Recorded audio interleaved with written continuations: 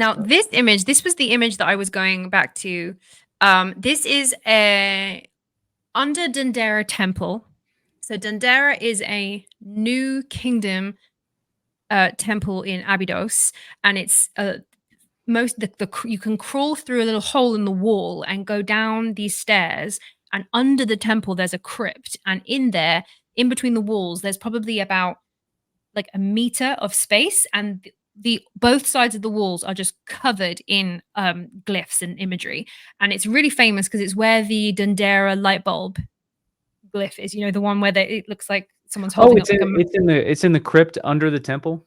Yes, so the crypt under the temple, under Dendera, is where and everybody bolts straight for the Dendera light bulb because obviously it's the most famous one. But a little bit on from that, I was taking pictures of the imagery, and there was this one here which I was looking at, which had these like three kind of square buildings, which also look like the kind of weird boxes that you can get all over the place in Egypt. Yeah, they come in various sizes. The granite it begins ones. with an N. I can't remember what you're. Yes. Yeah, and sometimes they're like seen as the Holy of Holies. Sometimes they're inside a building. Sometimes in East Elephantine Island, there's like scrap boxes everywhere. But they're really interesting if you're really into like mysterious ancient tech marks, because some of them, how they created these box, they cut them out of one large piece of granite, and some of the tool marks on there are yet to be explained within the historical record.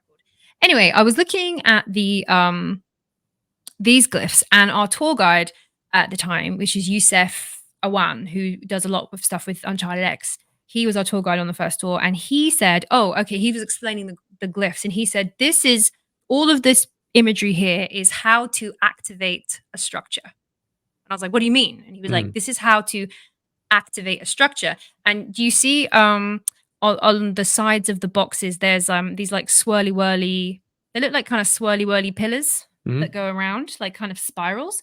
So elsewhere on these glyphs, you can see spirals coming out of the top of the pharaoh's hats or the priest's hats. And he explained that they're not curly whirly feathers. This is the glyph that means like sound frequency.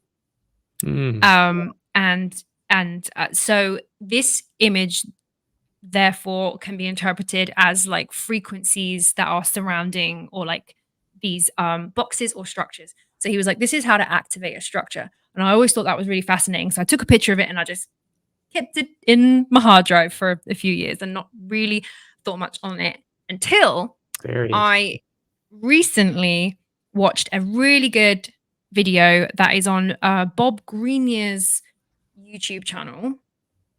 I think it's called a little bit of crazy. I'll link it after the show in the description. It's the Martin Fleischmann Memorial Project is the YouTube channel, and he does really good like in-depth videos on his stuff. Bob Greenier, he spoke at Cosmic Summit. He is phenomenally intelligent scientist, and he looks into a lot of ancient imagery and then relates it to his work on like physics and plasmoids. So, and here's where I was like, wait, oh my God, that is on the picture that I took in Dendera. So this is that I stole these screenshots from Bob's channel. So this here is the Maltese cross. Can you see? Yes, I can see it. Yep. Okay. So this is, I mean, most people know what a Maltese cross looks like because it very much looks like kind of Templar, like the Templar cross, which is obviously adopted by the Christians and Malta in the kind of like medieval times. However, the Maltese cross, it wasn't from there originally. It was found in Mesopotamia, and it's on this ancient Babylonian stela, which here, so this stela was about 814 BC, so thousands of years before the Maltese cross was sort of used by the Christians. But the cuneiform that was on the side of, so there's imagery on the front of the stela of like this Babylonian man, and then he's got these sort of like in the center of his chest, he's got this Maltese cross, and then above his finger, he's got like 4 or 5 icons of little imagery. But on the sides of the stela is all this cuneiform. But the cuneiform, when you read this little like um, detail here, this is the plaque that's at the museum.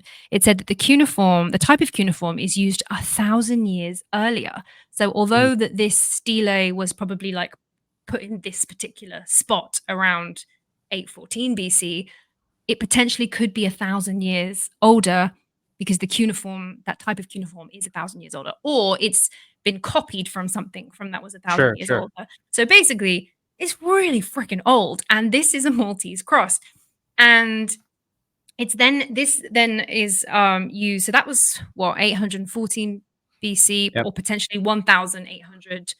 Talking about 4,000. What's that? 4,000 years ago.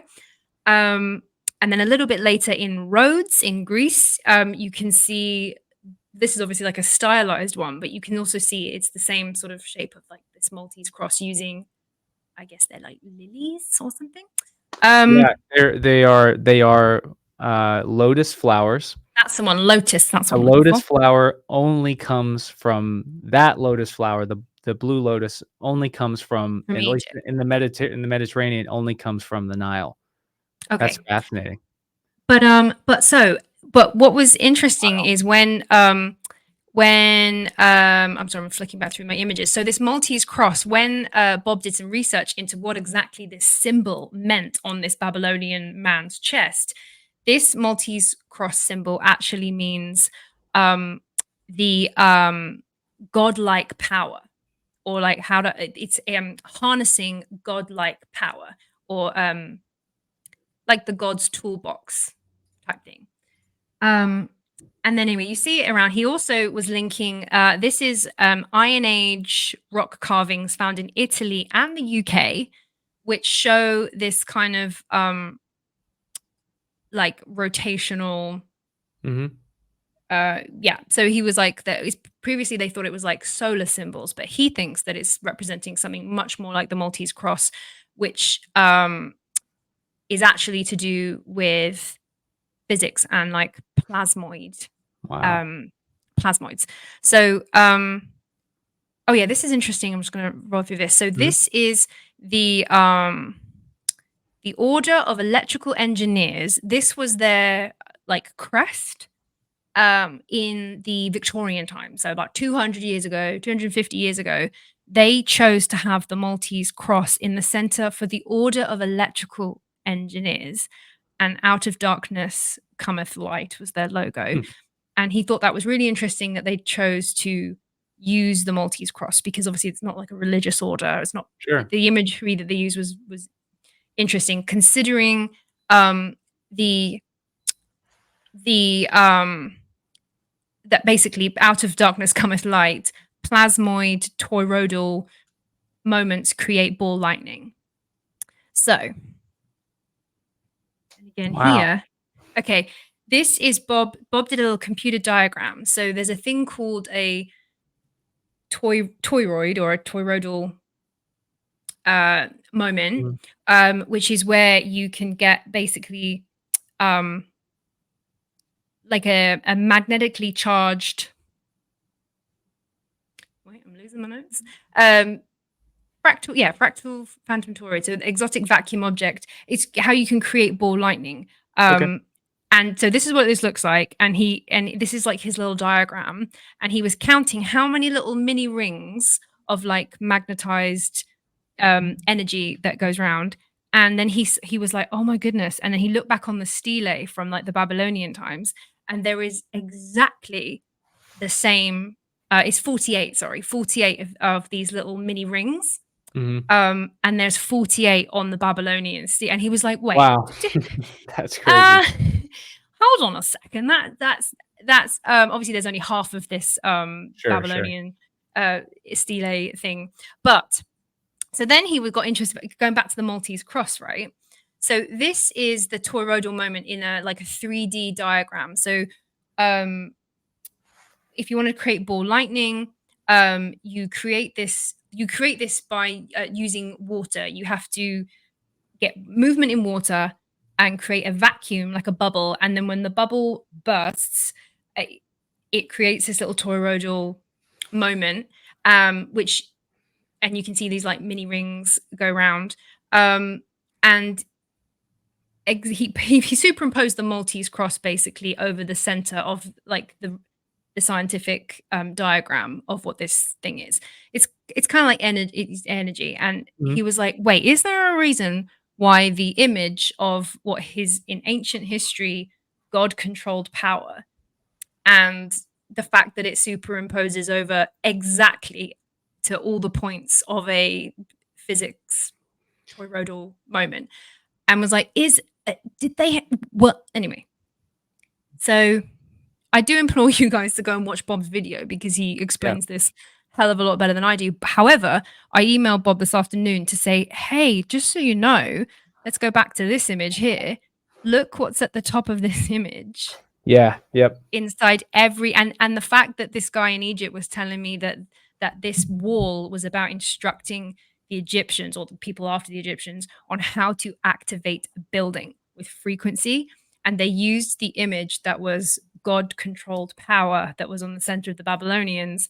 And I was like, wait, are we looking at the same thing here? Because plasmoid technology can create um I mean, there's so many uses for it. Yeah. That's amazing. I have a book on Dendera that says something very similar. I feel like, um, as far as some of the temples had essentially manuals written into the wall of how to quote unquote activate the temple. And one thing I've always wondered is certainly they don't reach the same.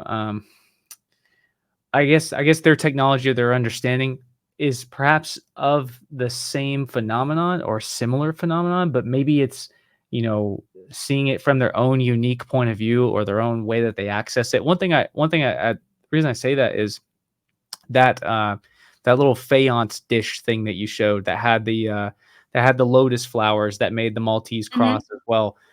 Well, so the Greeks are a little bit less they're less subtle than other ancient cultures. Like the Egyptians always don't always tell you everything, even though they have a lot of inscriptions written on their temple walls.